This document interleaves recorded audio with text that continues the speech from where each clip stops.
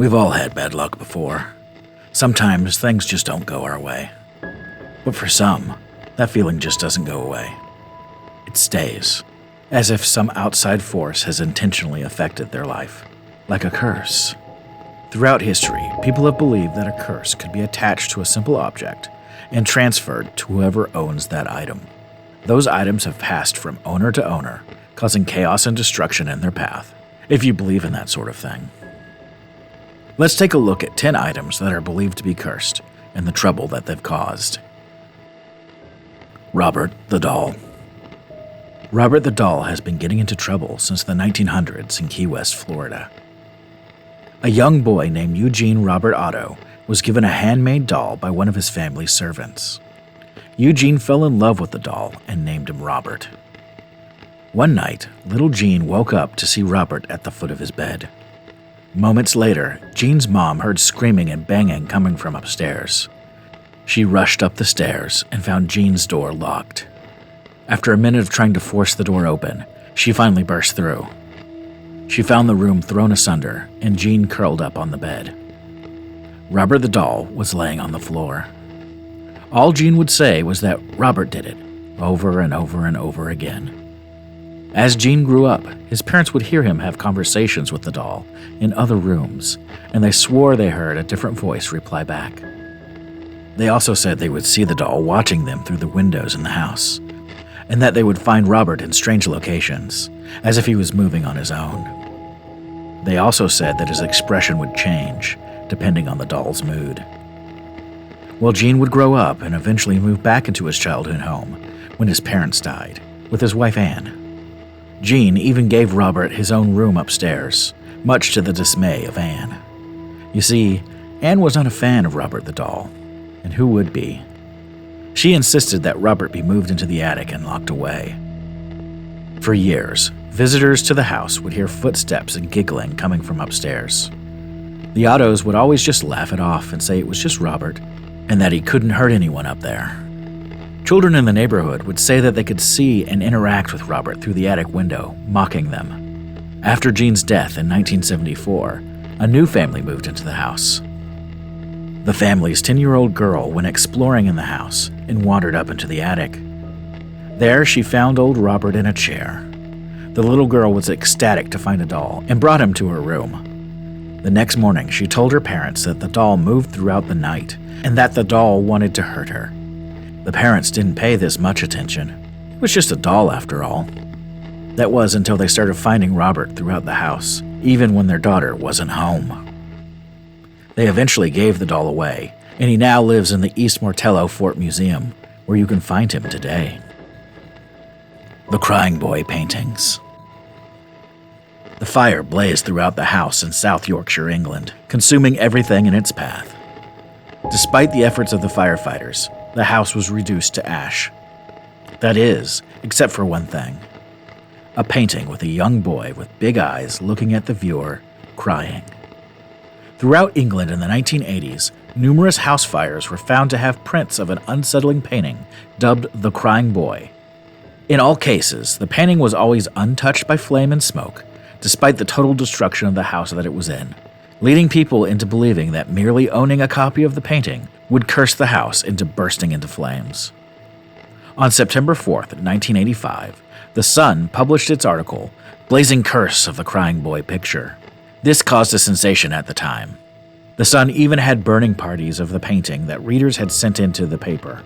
The painting was mass-produced and fairly available at the time, so it was not uncommon to find it in homes. The legend of the Crying Boy survived into the internet age, and even sparked new stories to pop back up in the early 2000s. The story even evolved to include other crying children by the same artist. The children in the painting even got their own tragic backstories, but these were all fabrications of Reddit and other internet forums. There are still some original Crying Boy prints out there, but you're going to have to pay a little more for these cursed curiosities. Would you ever own one? Busby's Stoop Chair. Thomas Busby was a thug, leading a life of crime in the late 1600s in North Yorkshire, England. He owned an inn just outside of town and was married to a woman named Elizabeth, who was the daughter of another small-town local crook. Busby and his new father-in-law Daniel Autys quickly became partners in crime. No one knows for sure what the argument was about that started the curse. All that is known was that Busby burst into the inn that day to confront Daniel about something and found the man in his favorite chair. A fight ensued, and Busby kicked his father-in-law out of the chair and out of the inn that day. Still enraged, Busby went that night to Daniel's home and beat him to death with a hammer. Busby hid the body in the woods, but the local townspeople found it days later. Thomas Busby was then quickly convicted of murder and sentenced to death. Before his execution, Busby was allowed a final drink in his favorite chair at his inn. As he stood to leave his inn for the final time, he gave a warning. Busby cursed the chair, declaring that death would come shortly to anyone who sat in it. The chair would eventually become a local attraction at the pub. Drunks would dare their friends to sit in the cursed chair. Some would take up the challenge, and some would pay for it with their lives. It is said that the chair has claimed more than 60 lives throughout the years. From chimney sweeps to World War II pilots, whoever sits in the chair meets a tragic death shortly after. After years of its deadly history, the owner of the pub finally put the chair downstairs in the basement to keep his customers safe. One day, a local delivery man told the pub owner that it was a shame that he kept the chair down in the basement. It was too comfy to keep down there. The next day, the delivery man ran his truck off the road and was killed. At wit's end, the pub owner donated the chair to the Thresk Museum. There it sits to this day, fastened to the wall to keep people from sitting in it. The Dybbuk Box. In 2001, a man named Kevin Mannis was out at a garage sale when he came across a strange box in Portland, Oregon. It was an old wine box that belonged to a woman named Havela, who escaped Poland to Spain to flee the invading German army in World War II. She was the only one of her family that survived the escape. The wine box was one of only 3 items she brought with her on her journey. Havela's granddaughter warned Kevin that this was a Dybbuk box and that her grandmother always kept the box closed and away from everyone in the house. She said that this box contained a Dybbuk, an evil, restless spirit in Jewish folklore that possesses the living. The woman told Mannis it was never to be opened, and if it was, it would release the Dybbuk, and that she would not be responsible for it. Kevin just laughed it off and finished paying for the item. He did not heed the warning.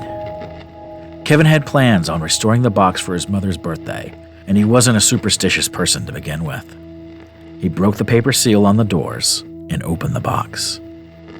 Inside, he found a series of strange objects. 2 U.S. wheat pennies dating to 1925 and 1928, 2 locks of hair, a dried rosebud, a 4-legged candlestick, a golden wine cup, and a granite sculpture inscribed with the Hebrew word for shalom. The Shema, a prayer considered to be one of the most important in Judaism, was carved on the back of the cabinet.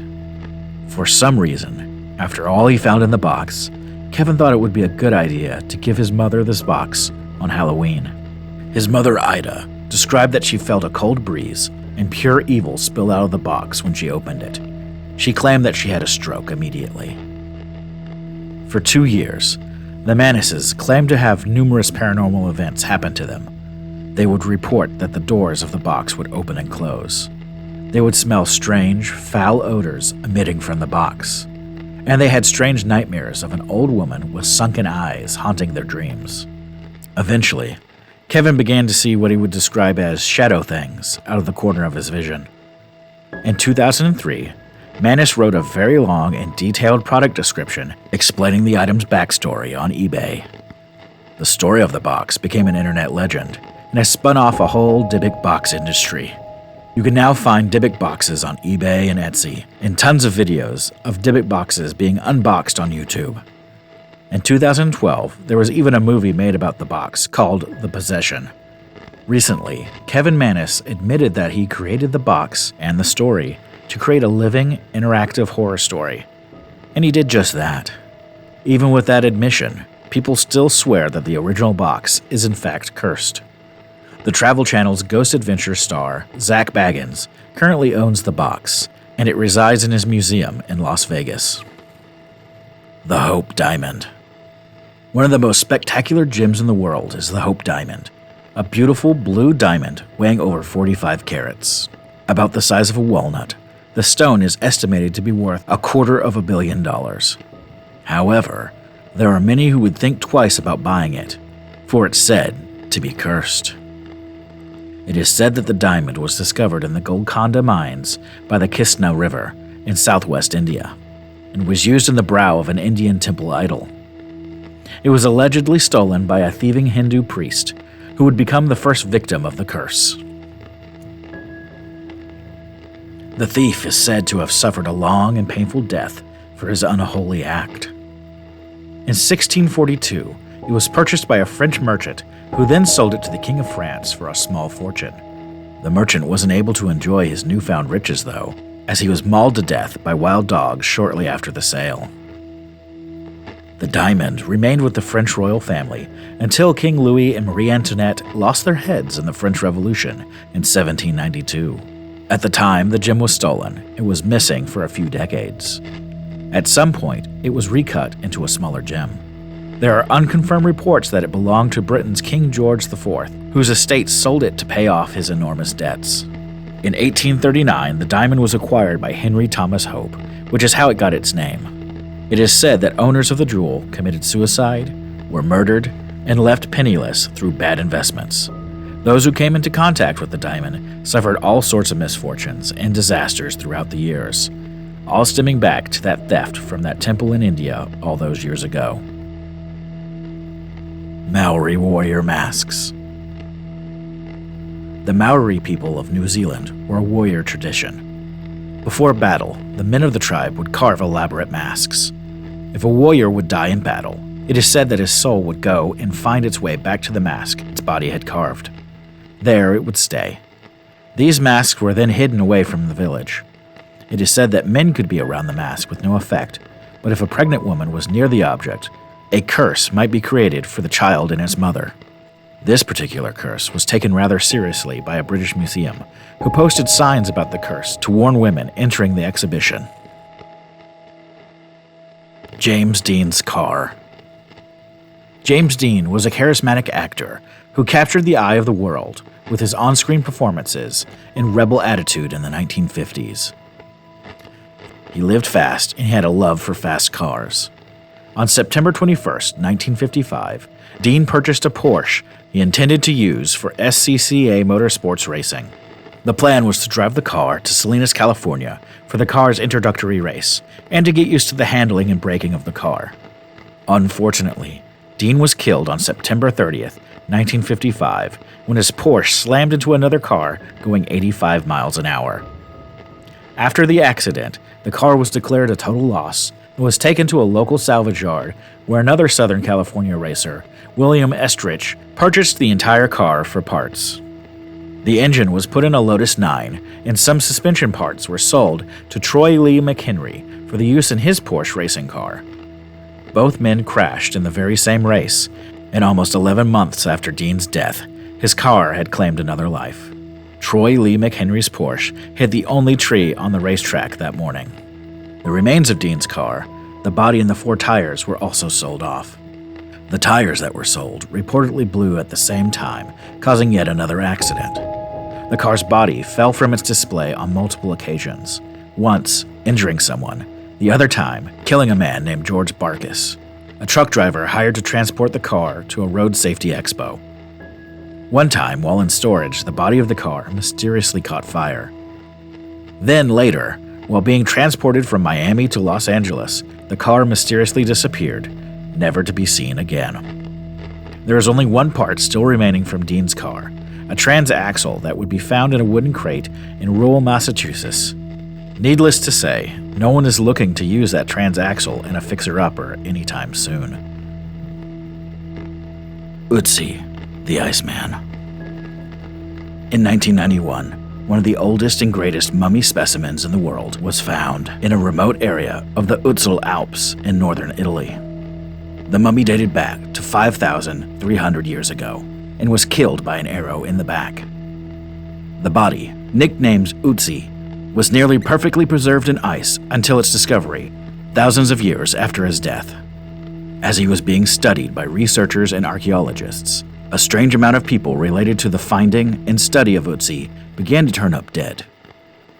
The head of the forensic team examining Ötzi, Rainer Hinn, was one of the first people to make close contact with the Iceman, picking up the cadaver with his bare hands to place in a body bag. Hinn died in a car crash 1 year later and was on his way to give a lecture about his findings. Shortly after, Kurt Fritz, the mountaineer who led Hinn to Ötzi's body, died in an avalanche. He was the only one in his group to be struck by debris.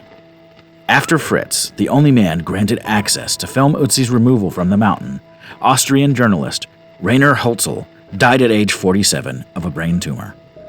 Then, one of the original German tourists who originally found Ötzi in 1991, Helmut Simon, was found frozen dead, near the same location he initially found Ötzi. It seemed he fell to his death. Within an hour of Simon's funeral, Dieter Warnick, the head of the mountain rescue team sent to find him, died of a heart attack.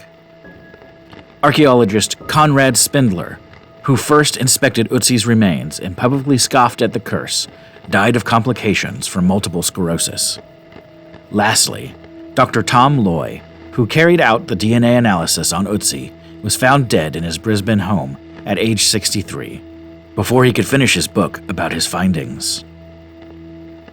Ötzi the Iceman rests in a refrigerated room at the South Tyrol Archaeological Museum in Bolzano, Italy, where he attracts about 300,000 visitors a year. The Myrtle Plantation Mirror. Said to be one of America's most haunted homes, the plantation is supposedly home to at least 12 ghosts. One of the plantation's most famous ghosts is Chloe. Chloe was reportedly a slave owned by Clark and Sarah Woodruff. It was said that Clark and Sarah caught Chloe eavesdropping on one of Clark's business deals and punished her by cutting off one of her ears.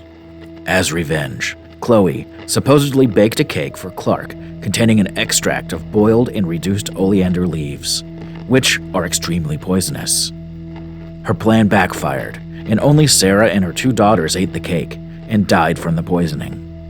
Chloe was then supposedly hung by the other slaves for her crime. At the time, it was tradition, when someone died, to cover the mirrors of the house.